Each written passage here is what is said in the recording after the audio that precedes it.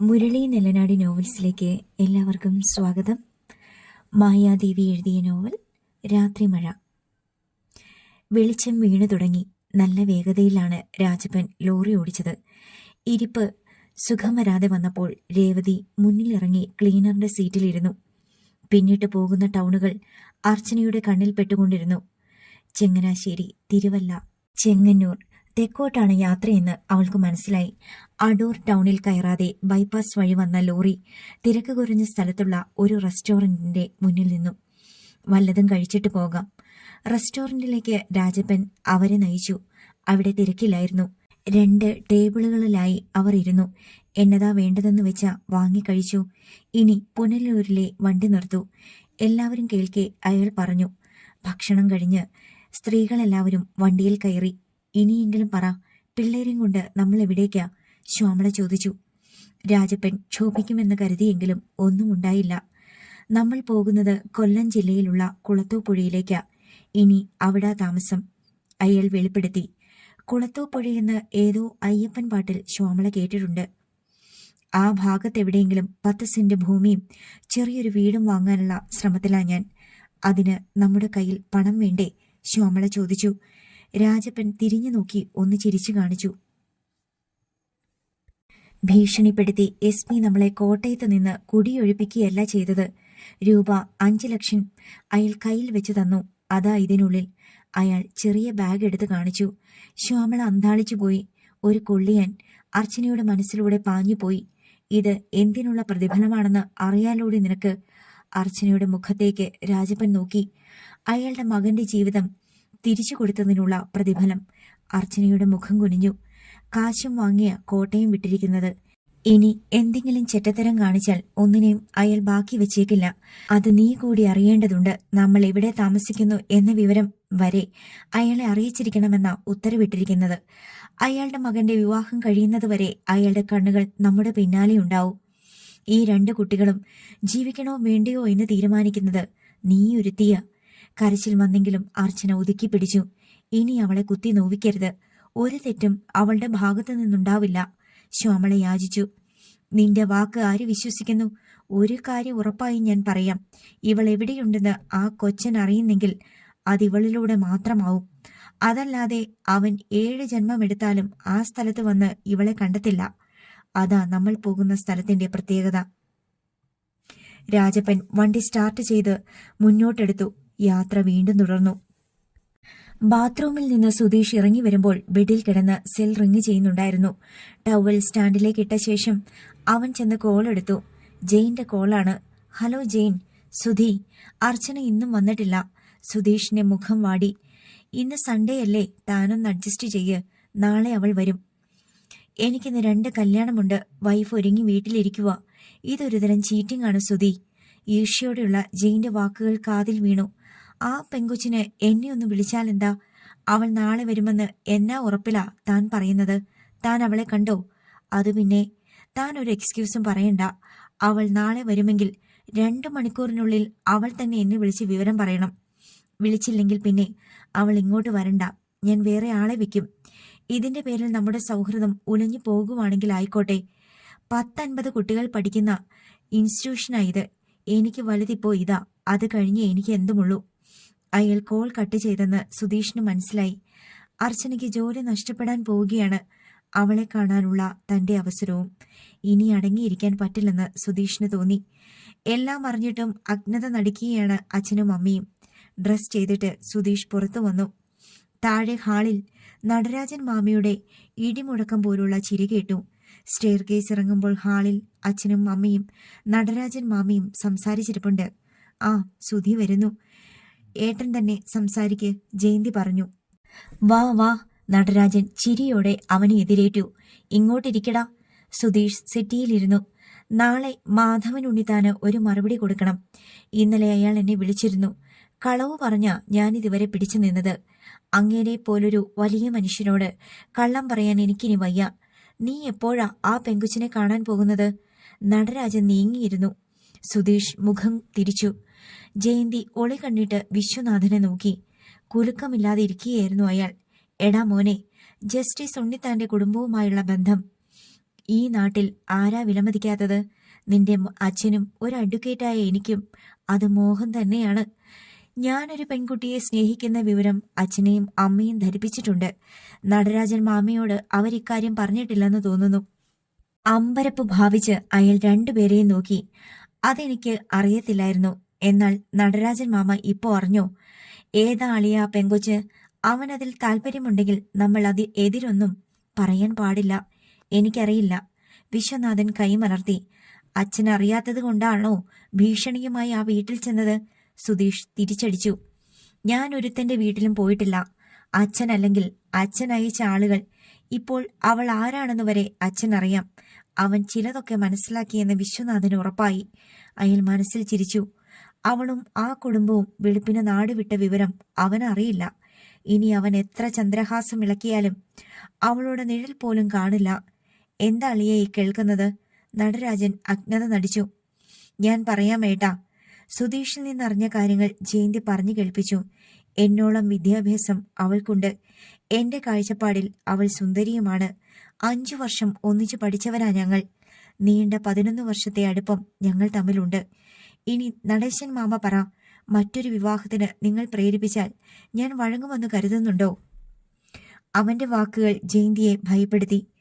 എങ്കിൽ പിന്നെ വെറുതെ സമയം കളയാതിരിക്കുന്നതാ നല്ലത്. ആത്മകഥം പോലെ നടരാജൻ പറഞ്ഞു. എന്തിനാ അച്ഛനും അമ്മയും ഇക്കാര്യത്തിൽ ശാഠ്യം പിടിക്കുന്നതെന്ന് എനിക്ക് മനസ്സിലാവുന്നില്ല. ജീവിക്കേണ്ടത് ഞാനല്ലേ? കറക്റ്റ്. അളിയൻ എന്നോട് മുഷ്ടില് തോന്നരുത്. നമുക്കിത് ആലോചിക്കുന്നതാണ് നല്ലത്. സുധീഷിന് ആശ്വാസം തോന്നി. വിശ്വനാഥൻ അയവില്ലാത്ത മട്ടിലിരുന്നു. ജയന്തി എന്നാ പറയുന്നു? നടരാജൻ കൂടുതൽ അഭിനയ മികവോടെ പെങ്ങളെ നോക്കി. ഞാനെന്തു പറയാനാ ഏട്ടാ? അച്ഛനും മകനും ഇടയിൽ ഒരു പാലം പോലെ നിൽക്കാനല്ലേ ഏതൊരമ്മയ്ക്കും കഴിയൂ? ജയന്തി നിസ്സഹായത പ്രകടിപ്പിച്ചു. അളിയൻ കടുംപിടുത്തമൊന്നും കാണിക്കരുത്. മക്കൾ തന്നോളം വളർന്നാൽ അവരുടെ വഴിക്ക് വിടുകയേ നിവൃത്തിയുള്ളൂ. നമ്മുടെ ആഗ്രഹങ്ങൾക്കൊന്നും ഒരു പ്രസക്തിയുമില്ല അളിയ. നമ്മൾ പ്രാക്ടിക്കൽ ആവുകയാണ് വേണ്ടത്. നടരാജന്റെ പ്രഭാഷണം ഇഷ്ടപ്പെടാത്ത മട്ടിൽ വിശ്വനാഥൻ വിരൽ കോർത്തു. അയാൾ സുധീഷിന് നേരെ തിരിഞ്ഞു. നീ ഡീറ്റെയിൽസ് പറ, ഞാൻ ചെന്ന് പെണ്ണ് ചോദിക്കാം. അതല്ലേ അളിയ ഇനി വേണ്ടത്? ഈ വിഷയത്തിൽ ആരും എന്നോട് അഭിപ്രായം ചോദിക്കേണ്ട. ഞാൻ ഇത്രകാലം വളർത്തിയത് ഒരു പാഴ്ചെടിയാണെന്ന് കരുതിക്കൊള്ളാം. ഈ വിവാഹത്തിന് വിശ്വനാഥൻ സഹകരിക്കുകയുമില്ല. അയാൾ തുറന്നടിച്ചു പറഞ്ഞു. സുധീഷിന് വേദന തോന്നി.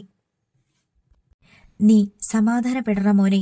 നിന്റെ അച്ഛന് കീഴടങ്ങിയെന്ന് പറയാൻ പെട്ടെന്നൊന്നും കഴിയില്ല. പോലീസുകാരനല്ലേ? താൻ പിടിച്ച മുയലിന് 3 കൊമ്പെന്ന് വാശി പിടിക്കുന്ന കൂട്ടരാ. നടേശൻ ചിരിച്ച് അന്തരീക്ഷത്തിന് അയവ് വരുത്തി. ഒരു പെണ്ണ് വീട്ടിൽ വന്ന് കയറുമ്പോൾ അളിയന്റെ മനോഭാവം എപ്പോൾ മാറിയെന്ന് നോക്കിക്കോ. അതുവരെ ഈ കടുംപിടുത്തം വിടണ്ട. പിന്നെ ഞാനും കിച്ചനും ചെന്ന് പെണ്ണ് ചോദിക്കാം. വിവാഹം ഗുരുവായൂർ വെച്ച് നടത്താം. പരാതിയും പരിഭവവും ഒഴിഞ്ഞു കിട്ടും. ഹോട്ടലിൽ വെച്ച് ഗംഭീര റിസപ്ഷൻ പാർട്ടി നടത്തി അതിന്റെ കുറവ് നമുക്ക് പരിഹരിക്കാം. കാതിൽ തേൻമഴ വീഴുന്നത് പോലെയാണ് സുധീഷിന് തോന്നിയത്. നടരാജൻ മാമയ്ക്ക് ഇത്ര വലിയ മനസ്സുണ്ടെന്ന് താൻ അറിയാതെ പോയി. ഒരക്ഷരം ശബ്ദിക്കാതെ വിശ്വനാഥൻ ഇരുന്നു. അളിയന്റേത് മനസ്സമ്മതമാണെന്ന് കരുതി ഞാൻ പ്രൊസീഡ് ചെയ്യുവാണേ. അതിനും വിശ്വനാഥൻ മിണ്ടിയില്ല. ഏട്ടൻ മുന്നിട്ടിറങ്ങിക്കോ, ജയന്തി ഉറപ്പുകൊടുത്തു. എന്നാൽ ആ പെൺകുട്ടിയുടെ വിലാസം പറ. സുധീഷ് വിവരങ്ങൾ കൊടുത്തു. ഇന്ന് പറ്റില്ല മോനെ. നാളെ വൈകിട്ട് ഞങ്ങൾ അവിടം വരെ പോയി നോക്കാം. നീ അവളെ വിളിച്ച് കാര്യം പറഞ്ഞേക്ക്. സുധീഷ് മന്ദഹസിച്ചിട്ട് എഴുന്നേറ്റു. അളിയന്റെ കാര്യം നീ എനിക്ക് വിട്ടേക്ക്.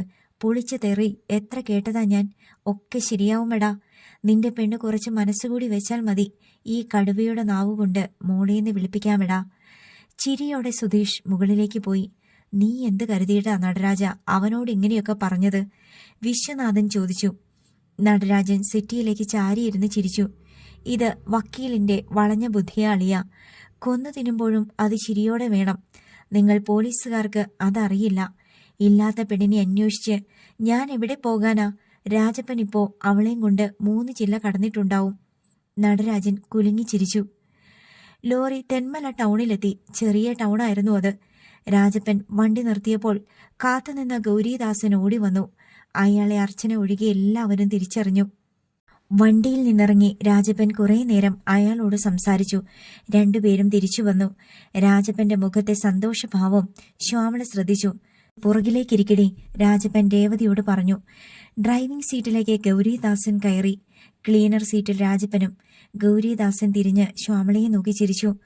ഒന്നും പേടിക്കാനില്ല പെങ്ങളെ, നിങ്ങളുടെ ഭാഗ്യത്തിന് ചെറിയൊരു വീടും 12 സെന്റ് ഭൂമിയും ഒത്തുവന്നിട്ടുണ്ട്. രാവിലെ ഞാൻ ചെന്ന് പിടിച്ച കയ്യാലെ 1001 രൂപ അഡ്വാൻസും കൊടുത്തു. നാളെയോ മറ്റന്നാളോ ആധാരം ചെയ്യാം. നമ്മൾ എങ്ങോട്ടാ പോകുന്നത്? കുളത്തൂപ്പുഴയ്ക്കല്ല.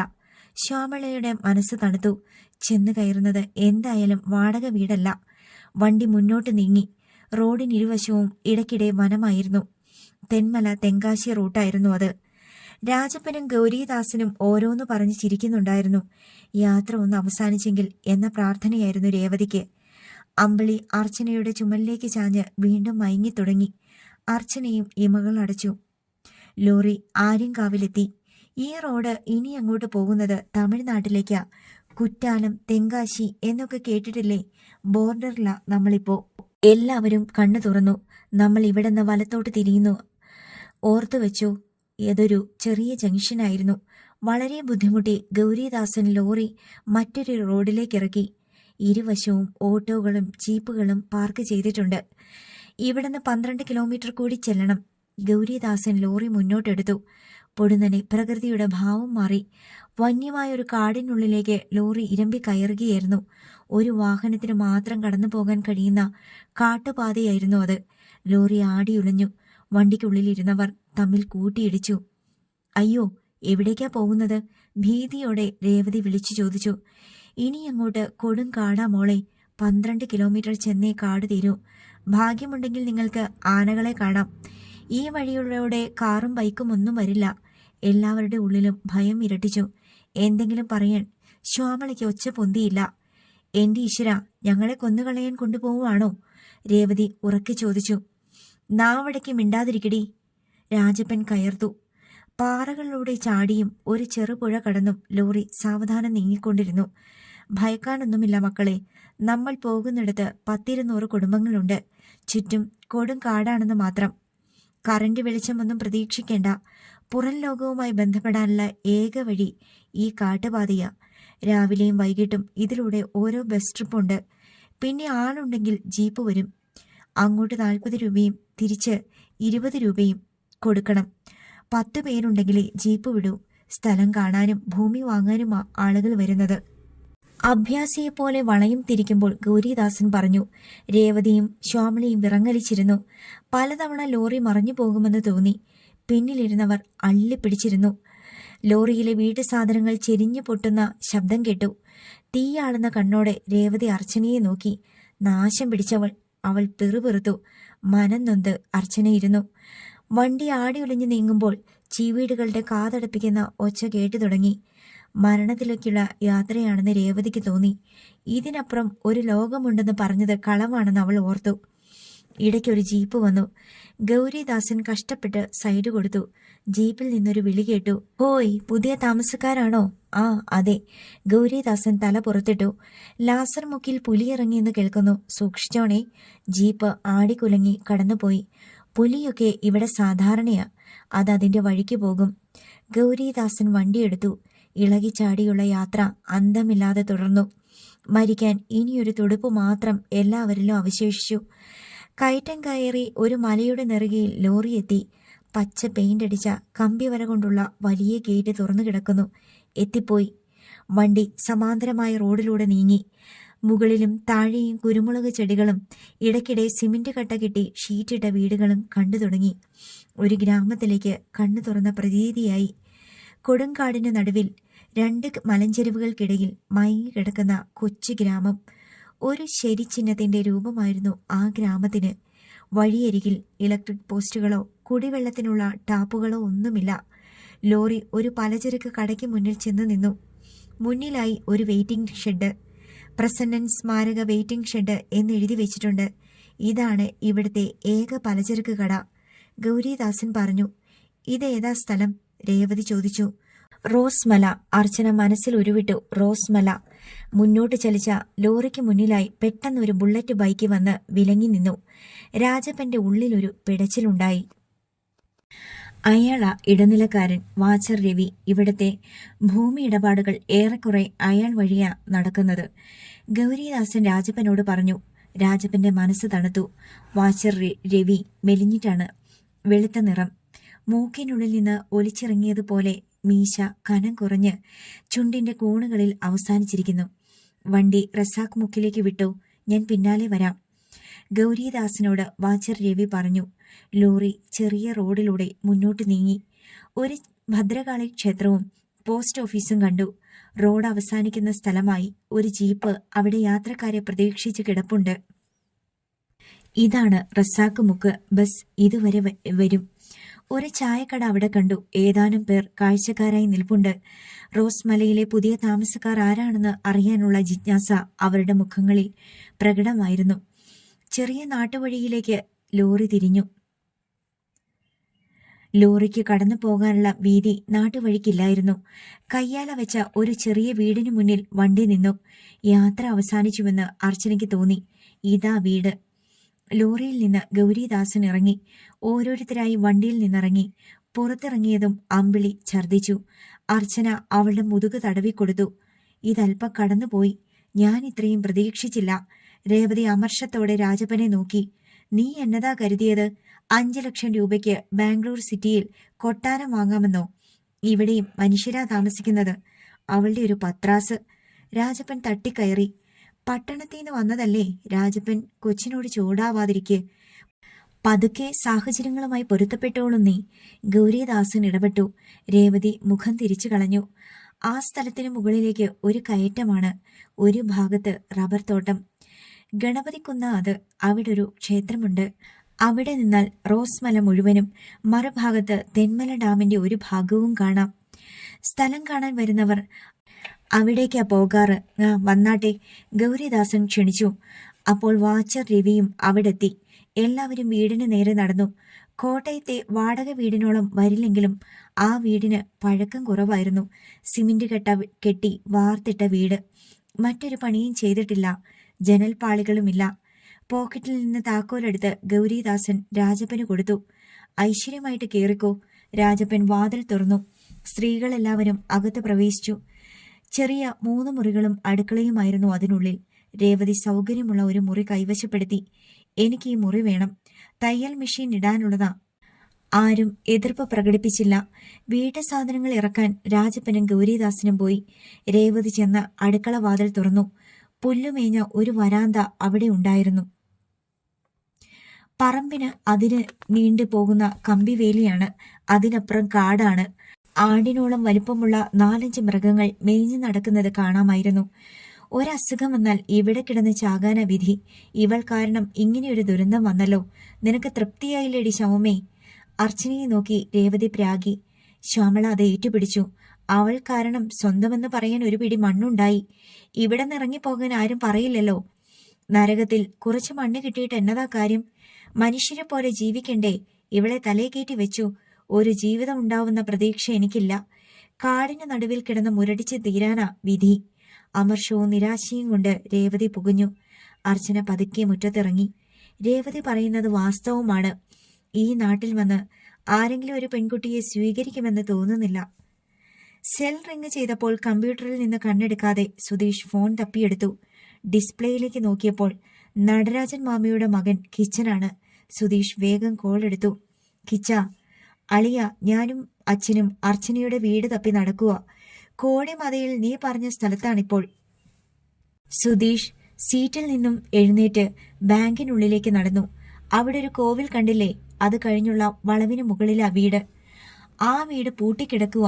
അവർ വാടക വീട് മാറിയെന്ന് അയൽക്കാർ പറഞ്ഞു. സുധീഷിന്റെ മനസ്സിലൂടെ ഒരു മിന്നൽ പാഞ്ഞുപോയി. വീട് മാറിയെന്നോ? അതെ, ഇന്നലെയോ മറ്റോ ആണത്രേ അവർ അവിടുന്ന് മറ്റൊരു വീട്ടിലേക്ക് പോയത്. അടുത്തെവിടെയെങ്കിലും ഉണ്ടോന്ന് തിരയുകയാ ഞങ്ങൾ. സുധീഷ് തളർന്നുപോയി. അവർ വീട് മാറണമെങ്കിൽ അതിന് പിന്നിൽ സമ്മർദ്ദമുണ്ടാവുമെന്ന് ഉറപ്പാണ്. ഞങ്ങൾ എന്നാ ചെയ്യണം? കിച്ചന്റെ സ്വരം വന്നു. നിങ്ങൾ മടങ്ങിക്കോളൂ. സുധീഷ് കോൾ കട്ട് ചെയ്തു. തന്റെ ജീവിതത്തിൽ വലിയൊരു അത്യാഹിതം സംഭവിച്ചിരിക്കുന്നെന്ന് അവന് തോന്നി. ഒരു വാക്കു പറയാതെ അർച്ചന പോയി. തനിക്കത് ആത്മഹത്യക്ക് തുല്യമാണ്. വലിയ ചതി അവരുടെ അന്തർധാനത്തിന് പിന്നിലുണ്ട്. ഇന്നലെയാണ് അർച്ചന എവിടെയാണെന്ന സത്യം അച്ഛൻ അറിയുന്നത്. ആ ദിവസം തന്നെ അവരെ നാടുകടത്താനുള്ള സമയം അച്ഛന് കിട്ടിയിട്ടുണ്ടാവുമോ? ബാങ്ക് സമയം കഴിഞ്ഞ ഉടൻ സുധീഷ് കോടി മതയ്ക്ക് വണ്ടി വിട്ടു. ആ വീട് പൂട്ടിക്കിടക്കുന്നത് അവൻ കണ്ടു. അർച്ചന കൈവിട്ടു പോയി. ആ മുറ്റത്ത് നിന്ന് കരയാൻ അവന് തോന്നി. അടുത്ത വീട്ടിലേക്ക് സുധീഷ് ചെന്നു. ചെടിയുടെ ചുവട്ടിലെ കള പറിക്കുകയാണ് മധ്യവയസ്കയായ സ്ത്രീ. അവനെ കണ്ട് തലയുയർത്തി. ആരാ? അവർ ചോദിച്ചു. ഡ്രൈവർ രാജപ്പനെ തേടി വന്നതാ. വീട്ടിൽ ആളില്ലെന്ന് തോന്നുന്നു. അവർ വീടൊഴിഞ്ഞു പോയി. എവിടേക്കാ താമസം മാറിയതെന്ന് അറിയാമോ? അവർ പോയിട്ടാ ഞങ്ങൾ വിവരം അറിയുന്നത്. അർദ്ധരാത്രിയിൽ വാരിക്കെട്ടി സ്ഥലം വിട്ടതാ. എന്തോ കേസോ കൂട്ടമോ ഉണ്ടെന്ന് തോന്നുന്നു. 3-4 ദിവസം മുമ്പ് അയാളെ പോലീസ് പിടിച്ചുകൊണ്ട് പോകുന്നത് കണ്ടായിരുന്നേ. അച്ഛൻ ഒരു മുഴ മുമ്പേ എറിഞ്ഞിരുന്നെന്ന് സുധീഷിന് മനസ്സിലായി. എന്നതാ കാര്യം? കാശ് കിട്ടാനുണ്ടോ? ആ. അവൻ കാറിൽ വന്ന് കയറി. തന്നോടൊരു വാക്കു പറയാതെ പോകാൻ അർച്ചനയ്ക്ക് എങ്ങനെ കഴിഞ്ഞു? മനസ്സും ശരീരവും കൊണ്ട് ഒന്നായി തീർന്നവരല്ലേ. താനൊരു വിഡ്ഢിയായി പോയി. അവളുടെ കഴുത്തിൽ താലി കെട്ടേണ്ടതായിരുന്നു. എന്നിട്ട് വേണമായിരുന്നു അവളെ മടക്കി അയക്കേണ്ടിയിരുന്നത്. നിറഞ്ഞു തുളുമ്പിയ കണ്ണുകൾ സുധീഷ് തുടച്ചില്ല. അർച്ചനെ, നിനക്കെങ്ങനെ തോന്നി? എന്നെ തോൽപ്പിച്ച് കളയരുതെന്ന് നിന്നോട് കെഞ്ചിയതല്ലേ? എന്തിനീ ക്രൂരത നീ എന്നോട് ചെയ്തു? കാർ ഓടുമ്പോൾ ഡ്രൈവിംഗിൽ ശ്രദ്ധിക്കാനൊന്നും സുധീഷിന് സാധിച്ചില്ല. ഇനി എവിടെ പോയി അന്വേഷിക്കും? അവൾക്കൊന്ന് വിളിക്കാൻ മനസ്സ് തോന്നിയാൽ മാത്രമേ കണ്ടെത്താനാവൂ. രേവതി ജോലി ചെയ്യുന്ന സ്റ്റിച്ചിങ് സെന്ററിന്റെ കാര്യം സുധീഷ് പെട്ടെന്നോർത്തു. തിരുനക്കര ഓർക്കിഡ് ഹോട്ടലിന്റെ എതിരെയുള്ള ഷോപ്പിംഗ് കോംപ്ലക്സിലാണ് അർച്ചന ഒരിക്കൽ പറഞ്ഞത് അവൻ ഓർത്തു.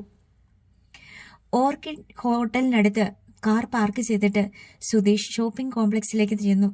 ആദ്യം കണ്ട ഒപ്റ്റിക്കൽസിലേക്ക് അവൻ പ്രവേശിച്ചു. അവിടെ ഇരുന്ന യുവതിയോട് ചോദിച്ചു, ഈ ബിൽഡിംഗിൽ ഒരു ലേഡി സ്റ്റിച്ചിങ് സെന്റർ ഉണ്ടല്ലോ, അതെവിടാന്നറിയോ? 2nd ഫ്ലോറിലാ. അവൻ സ്റ്റെയർ കേസ് കയറി മുകളിലെത്തി. സ്റ്റിച്ചിങ് സെന്റർ കണ്ടുപിടിക്കാൻ പ്രയാസമുണ്ടായിരുന്നില്ല. 50-നടുത്ത ഒരു സ്ത്രീ മാത്രമേ അവിടെ ഉണ്ടായിരുന്നുള്ളൂ. 15ഓളം തയ്യൽ മെഷീനുകൾ കവറിട്ട് മൂടിയ നിലയിലാണ്. അവൻ കയറി ചെന്നു. രേവതി ഇവിടല്ലേ വർക്ക് ചെയ്യുന്നത്? അതെ. എല്ലാവരും പോയല്ലോ. നിങ്ങൾ ആരാ? അവളുടെ അച്ഛന്റെ പരിചയക്കാരനാ ഞാൻ. വീട്ടിൽ ചെന്നപ്പോൾ അവർ വീടൊഴിഞ്ഞിരിക്കുന്നു. താമസം എവിടേക്കാ മാറിയതെന്ന് അറിയാനാ ഇങ്ങോട്ട് വന്നത്. സംശയത്തോടെ ആ സ്ത്രീ സുധീഷിനെ നോക്കി. അവളുടെ അച്ഛൻ എന്റെ കയ്യിൽ നിന്ന് കുറച്ച് കാശ് വാങ്ങിയിരുന്നു. രൂപ 2 ലക്ഷം വരും. അവൻ സംശയ നിവാരണം വരുത്തി. തൊടുപുഴയ്ക്ക് താമസം മാറുമെന്ന് അവൾ പറഞ്ഞു. ഇനി വരില്ലെന്നും പറഞ്ഞിട്ടാ ഇന്നലെ പോയത്. മറ്റു വിവരമൊന്നും കുട്ടി പറഞ്ഞതുമില്ല. എന്തു വേണ്ടു എന്നറിയാതെ സുധീഷ് നിന്നു. കൂട്ടുകാരോട് ആരോടെങ്കിലും വിലാസം പറഞ്ഞിട്ടുണ്ടാവില്ലേ? അതിന് സാധ്യതയില്ല. ഇറങ്ങാൻ നേരം എന്നോട് സ്വകാര്യമായിട്ടാ പറഞ്ഞത്. അവൻ തിരിഞ്ഞു നടന്നു. ഒന്ന് നിന്നേ. സുധീഷ് തിരിഞ്ഞു. അടുത്ത മൊബൈൽ ഷോപ്പിലെ ദിനേശിനെ കണ്ടാൽ വിവരം കിട്ടും. ആ പയ്യനുമായി അവൾ അടുപ്പത്തിലാ. ഞാനാ വിവരം പറഞ്ഞതെന്ന് അവൻ അറിയണ്ട. Thank you madam. എതിർവശത്തെ 2 കട കഴിഞ്ഞപ്പോൾ സെൽഫോണിന്റെ ഷോപ്പ് കണ്ടു. 4-5 പേർ ഷോപ്പിലുണ്ടായിരുന്നു. കൗണ്ടറിലിരുന്ന യുവാവിന്റെ അടുത്തേക്ക് സുധീഷ് ചെന്നു. ദിനേശൻ വന്നിട്ടുണ്ടോ? ദിനേശ. ഒരു ചെറുപ്പക്കാരനെ നോക്കി അയാൾ വിളിച്ചു. വെളുത്ത് ചുറുചുറുക്കുള്ള ചെറുപ്പക്കാരൻ കൗണ്ടറിലേക്ക് വന്നു. ദിനേശനല്ലേ? സുധീഷ് ചോദിച്ചു. അതെ. മനസ്സിലായില്ല. ഞാൻ സുധീഷ്. എനിക്ക് ദിനേശനോടൊരു വിവരം ചോദിക്കാനുണ്ട്. ദിനേശിന്റെ മുഖത്തൊരു ഭാവപകർച്ചയുണ്ടായി. കൗണ്ടറിലിരുന്ന യുവാവിനോട് അനുവാദം വാങ്ങി അവർ പുറത്തു വന്നു. കോറിഡോറിലൂടെ നടന്ന് റോഡിന് നേരെ അവർ ചെന്നു. എന്നതാ വിഷയം? രേവതിയും ദിനേശനും തമ്മിലുള്ള അടുപ്പം എനിക്കറിയാം. ഞാനിപ്പോ അവളുടെ വീട്ടിൽ പോയിട്ടാ വരുന്നത്. അവർ മറ്റൊരു വാടക വീട്ടിലേക്ക് മാറിയിരിക്കുന്നു. അവർ ഇപ്പോൾ താമസിക്കുന്ന സ്ഥലം രേവതി ദിനേശിനോട് പറയാതിരിക്കില്ല. ദിനേശൻ സുധീഷിനെ നോക്കി. കാര്യം എന്നതാ സാറേ? തന്നെക്കുറിച്ച് രേവതി അവനോട് പറഞ്ഞിട്ടുണ്ടാവുമെന്ന് സുധീഷിന് ഉറപ്പുണ്ടായിരുന്നു. അവളുടെ ചേച്ചി അർച്ചനയും ഞാനും സ്നേഹത്തിലാണ്. ദിനേശന്റെ ചുണ്ടിൽ ഒരു ചിരി വിടർന്നു. അപ്പോ എന്റെ ഊഹം തെറ്റിയില്ല. സാർ ഇവിടത്തെ SP-യുടെ മോനല്ലേ? ഒന്ന് പകച്ചെങ്കിലും സുധീഷ് പുറത്തു കാണിച്ചില്ല. അതെ. നിങ്ങളെ ഭയന്ന് അവർ നാട് വിട്ടുപോയത്. അർച്ചനയെ മറക്കാനോ ഉപേക്ഷിക്കാനോ എനിക്ക് കഴിയില്ല ദിനേശ. ഒരു പെൺകുട്ടിയെ ദിനേശിനെ സ്നേഹിക്കുന്നില്ലേ? സ്നേഹിക്കുന്നവരുടെ മനസ്സ് ദിനേശിന് നന്നായി അറിയില്ലേ? അവൻ തലയാട്ടി. എന്റെ വീട്ടുകാരുടെ ഭാഗത്തു നിന്ന് ഭീഷണി ഉണ്ടായി കാണും. അതൊന്നും ഞാൻ കാര്യമാക്കുന്നില്ല. പിന്നെന്താ അർച്ചന സാറിനെ വിളിക്കാത്തത്? എന്നോളം അവളെ മനസ്സിലാക്കിയ മറ്റൊരാളില്ല. 11 വർഷമായി എനിക്ക് അവളെ അറിയാം. എന്നേക്കാൾ സ്വന്തം ജീവിതത്തെക്കാൾ അവൾ പ്രാധാന്യം നൽകുന്നത് താഴെയുള്ള അനിയത്തിമാർക്കാണ്. അവർക്കൊരു ദോഷമുണ്ടാവുമെന്നറിഞ്ഞാൽ ഒരു സാഹസത്തിനും അർച്ചന തയ്യാറാവില്ല. അതായിരിക്കും സംഭവിച്ചിരിക്കുന്നത്. ദിനേശൻ കണ്ണെടുക്കാതെ സുധീഷിനെ നോക്കി നിന്നു. സുധീഷ് അവന്റെ കയ്യിൽ പിടിച്ചു. ഞാൻ പറഞ്ഞില്ലേ, അവളില്ലാതെ എനിക്കൊരു ജീവിതമില്ല. ഇപ്പോ എന്റെ ആശ്രയം ദിനേശനാണ്. എന്നോട് അല്പം കരുണ കാണിക്കണം. ദിനേശന്റെ മുഖത്ത് ഒരുപാട് ഭാവങ്ങൾ മിന്നി മറഞ്ഞു. എന്റെ വീട്ടിൽ വിവരമറിഞ്ഞപ്പോൾ പ്രശ്നം സങ്കീർണമാവുന്നതിനു മുമ്പേ അവളെ വിളിച്ചിറക്കി കൊണ്ടുവരാൻ കഴിഞ്ഞൊരു ദിവസം ഞാൻ അവിടെ ചെന്നിരുന്നു. ഇറങ്ങി വരാൻ അവൾ തയ്യാറായില്ല. വീട്ടിലിരുന്ന കാശുമെടുത്ത് തന്റെ ഒപ്പം ഒളിച്ചോടാൻ തയ്യാറായി വന്ന രേവതിയെ ദിനേശൻ ഓർത്തു. ദിനേശൻ എന്നെ സഹായിക്കില്ലേ? സുധീഷ് യാചിച്ചു. സാറിനെയും അർച്ചനയെയും സഹായിക്കാനുള്ള മനസ്സ് എനിക്കുണ്ട്. പക്ഷേ അവർ എവിടേക്കാ പോയതെന്ന് എനിക്കറിയില്ല. സുധീഷിന്റെ പ്രതീക്ഷ നഷ്ടപ്പെട്ടു. ദിനേശിന്റെ കയ്യിലെ പിടിവിട്ടു. ഞാൻ പറയുന്നത് കളവല്ല, സത്യമാണ്. രേവതി ദിനേശിനോടൊന്നും പറയാതെ പോകുമെന്ന് ഞാൻ വിശ്വസിക്കുന്നില്ല. ദിനേശൻ ചിരിച്ചു. പെണ്ണിന്റെ 2 മുഖങ്ങളാണ് ഞാൻ ചിന്തിച്ചു പോയത്. രേവതിയെ എന്തിനേക്കാളും ഞാൻ ഇഷ്ടപ്പെട്ടിരുന്നു എന്നത് സത്യമാണ്. ഇപ്പോൾ അവൾ എന്റെ മനസ്സിലില്ല.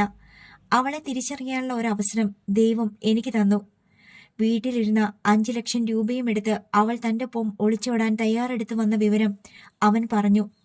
സാറിന്റെ അച്ഛന്റെ ഭീഷണി ഭയന്നാണ് അവർ പോയത്. അനുസരിച്ചില്ലെങ്കിൽ പെൺമക്കളെ അനാശ്വാസത്തിന് അകത്താക്കുമെന്ന് ഭയപ്പെടുത്തി. ഈ വിവരം അർച്ചനയ്ക്കറിയാം. അതാവും അവൾ സാറിനെ കോണ്ടാക്ട് ചെയ്യാത്തത്. പോകുന്ന സ്ഥലത്തെക്കുറിച്ച് രേവതി ഒരു സൂചനയും തന്നില്ലേ? 4-5 ജില്ലകൾക്കപ്പുറത്ത് ഏതോ ഉൾപ്രദേശത്തേക്ക് എന്നേ അറിയൂ. അർച്ചന വിളിക്കാത്ത കാലത്തോളം സാറിന് അവളെ കണ്ടെത്താൻ കഴിയുമെന്ന് എനിക്ക് തോന്നുന്നില്ല. സുധീഷ് റോഡിലേക്ക് കണ്ണും നട്ടു നിന്നു. ഒന്നുകൂടി ഞാൻ പറയാം, സാർ അർച്ചനയെ കണ്ടെത്തിയാൽ ആ കുടുംബത്തിന്റെ കാര്യം കുഴപ്പത്തിലാവും. സാറിന്റെ അച്ഛൻ അവരെ വെറുതെ വിടില്ല. പറഞ്ഞതുപോലെ ചെയ്തിരിക്കും. അർച്ചന സാറിന്റെ കൂടെ വരാനും പോകുന്നില്ല. സാർ അർച്ചനയെ മറന്നേക്ക്.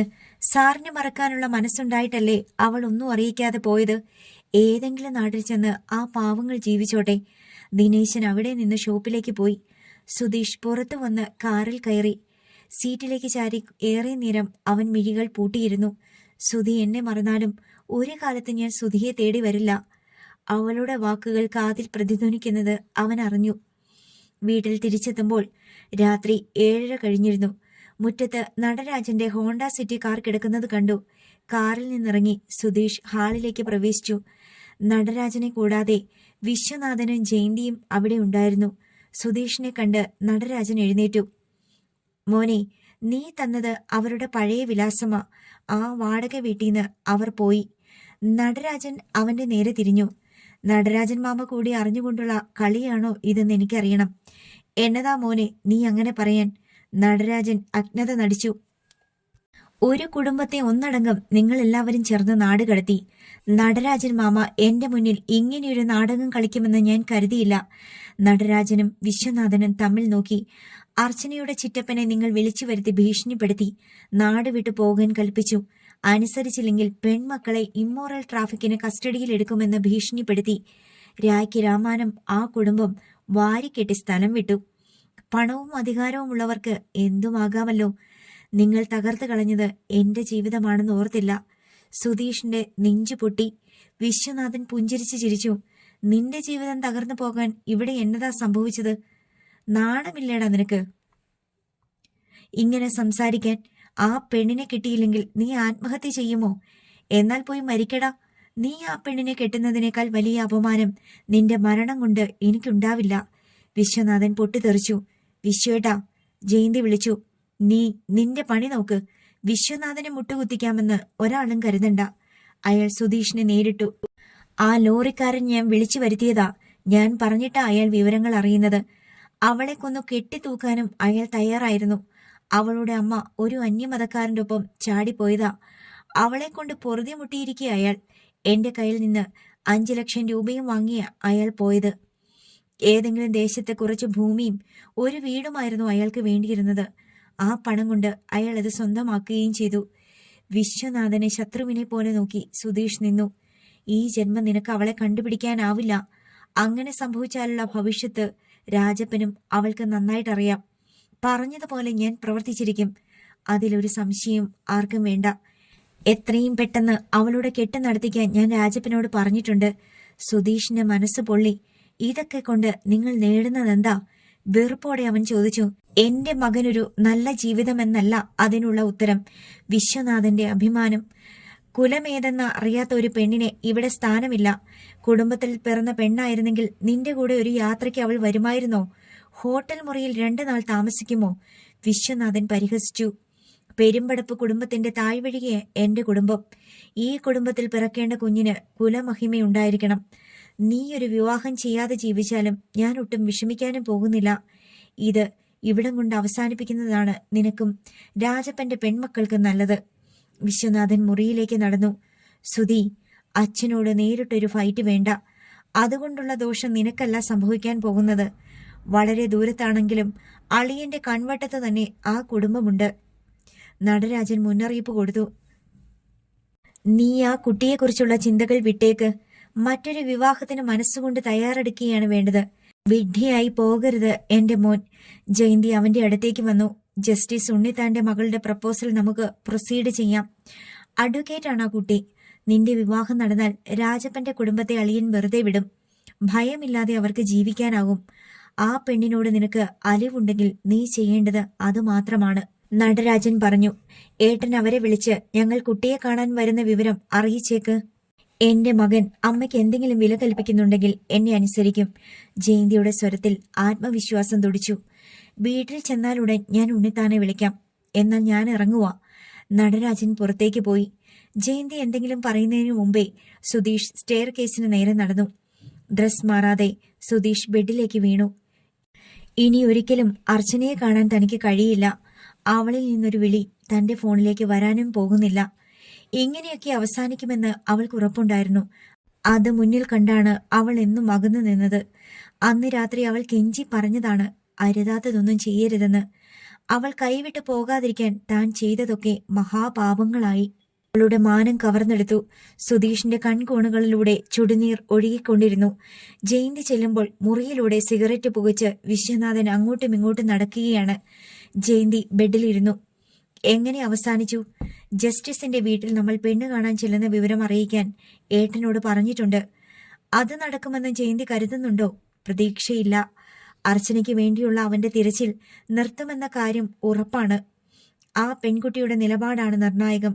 ഏതാണ്ട് അനാഥയെപ്പോലെ ബന്ധുവീട്ടിൽ കഴിയുന്ന അവൾ അവനെ വിളിച്ചില്ലെങ്കിൽ അത്ഭുതം തന്നെ. വിശ്വനാഥൻ ഒന്നും പറഞ്ഞില്ല. അവർ ഒരു പകലും രാത്രിയും ഒരു ഹോട്ടൽ മുറിയിൽ ഒന്നിച്ചു കഴിഞ്ഞത് നമ്മൾ വിസ്മരിച്ചുകൂടാ. ജയന്തി കൂട്ടിച്ചേർത്തു. ചിലത് ഞാൻ മനസ്സിൽ കണ്ടിട്ടുണ്ട്. സുധിയുടെ വിവാഹം നടക്കാൻ താമസമുണ്ടെങ്കിൽ എത്രയും പെട്ടെന്ന് അവളുടെ വിവാഹം നടത്തിക്കണം. കുറച്ച് കാശ് കൊടുത്താൽ രാജപ്പൻ അത് ചെയ്യും. അവർ എവിടെയുണ്ട്? വിശ്വനാഥൻ ഒന്ന് ചിരിച്ചു. കൊടുങ്കാടിന് നടുവിലുള്ള ഒരു കുടിയേറ്റ ഗ്രാമത്തിൽ അവർക്ക് താമസിക്കാൻ ദൈവം കരുതി വെച്ചതുപോലൊരു ഇടം.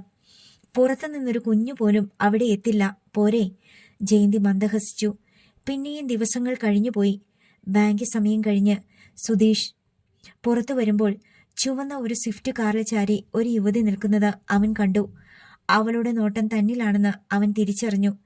മതിലിനോട് ചേർന്ന് പാർക്ക് ചെയ്തിരുന്ന കാറിന് നേർക്ക് സുധീഷ് നടക്കുമ്പോൾ അവളുടെ വിളി കേട്ടു. ഹലോ സുധീഷ്. അവൻ അവളുടെ അടുത്തേക്ക് ചെന്നു. സുന്ദരിയായിരുന്നു അവൾ. പ്രസാദമുള്ള മുഖം, തിളക്കമുള്ള നീണ്ട കണ്ണുകൾ, സാരിയാണ് വേഷം, പക്വത തോന്നിപ്പിക്കുന്ന പെരുമാറ്റം. അവൾ ഭംഗിയുള്ള വലതു കൈ നീട്ടി. എന്റെ പേര് നിരഞ്ജന. ഹലോ. സുധീഷ് കൈ കൊടുത്തു. മൃദുവായിരുന്നു ആ കരസ്പർശം. സുധി എന്ന് വിളിക്കാമല്ലോ. അവൾ ചിരിച്ചപ്പോൾ വെണ്മയുള്ള പല്ലുകൾക്കൊപ്പം വലതുഭാഗത്തെ ചെറിയൊരു കോമ്പല് കൂടി തെളിഞ്ഞു. ഓ ഷുവർ, എനിക്ക് മനസ്സിലായില്ല. ഒരു കുസൃതി ചിരി അന്നേരം അവളുടെ ചുണ്ടിലും കണ്ണിലും വിരിഞ്ഞു. സുധിയുടെ ഫോട്ടോ ഞാൻ കണ്ടിട്ടുണ്ട്. എന്റെ പേര് കേട്ട് കാണുമെന്ന് പ്രതീക്ഷിച്ചു. ഞാൻ അഡ്വക്കേറ്റ് നിരഞ്ജന, ജസ്റ്റിസ് പയ്യാരത്ത് മാധവൻ ഉണ്ണിത്താന്റെ മകൾ. അവൾ അപ്പോഴും പുഞ്ചിരിച്ചു. സുധീഷിന് ആളെ മനസ്സിലായി. തനിക്ക് വേണ്ടി നടരാജൻ മാമ കണ്ടുപിടിച്ച പെൺകുട്ടി. ഇപ്പോൾ മനസ്സിലായിട്ടുണ്ടാവുമല്ലോ. ഞായറാഴ്ച എന്നെ കാണാൻ വീട്ടിലേക്ക് വരാനിരിക്കുകയല്ലേ? അതിനു മുമ്പ് നമ്മൾ തമ്മിൽ ഒരു കൂടിക്കാഴ്ച വേണമെന്ന് തോന്നി. എനിക്ക് അല്പസമയം സുധി അനുവദിച്ചു തരണം. സംസാരിക്കാൻ കഴിയുമെന്ന പ്രതീക്ഷയിലാണ് ഞാൻ വന്നത്. അതൊരു അഭ്യർത്ഥനയായിരുന്നു. സുധീഷ് തീരെ താല്പര്യം കാണിച്ചില്ല. പറഞ്ഞോളൂ. ഇങ്ങനൊരു തുറന്ന സ്ഥലത്ത് നിന്ന് സംസാരിക്കാൻ ബുദ്ധിമുട്ടുണ്ട്. നമുക്കൊരു റെസ്റ്റോറന്റിലേക്ക് പോയാലോ പ്ലീസ്? അവന്റെ നിസ്സഹകരണ ഭാവം തിരിച്ചറിഞ്ഞ് ഒടുവിൽ അവൾ തുടർന്നു. സുധി കരുതുന്ന പോലൊരു മീറ്റിംഗ് അല്ല. എനിക്ക് സംസാരിക്കാനുള്ളത് ഗൗരവമുള്ള ഒരു വിഷയമാണ്. ഒരു നിമിഷത്തെ ചിന്തയ്ക്ക് ശേഷം അവൻ സമ്മതിച്ചു. ശരി. അവളുടെ മുഖം വികസിച്ചു. മന്ദഹസിച്ചിട്ട് നിരഞ്ജന കാറിൽ കയറി സ്റ്റാർട്ട് ചെയ്തു. അവളുടെ ചുവന്ന സ്വിഫ്റ്റിന് പിന്നാലെ സുധീഷ് കാർ വിട്ടു. എന്തായിരിക്കും നിരഞ്ജനയ്ക്ക് പറയാനുള്ളത്? അടുത്ത ഭാഗം നാളെ.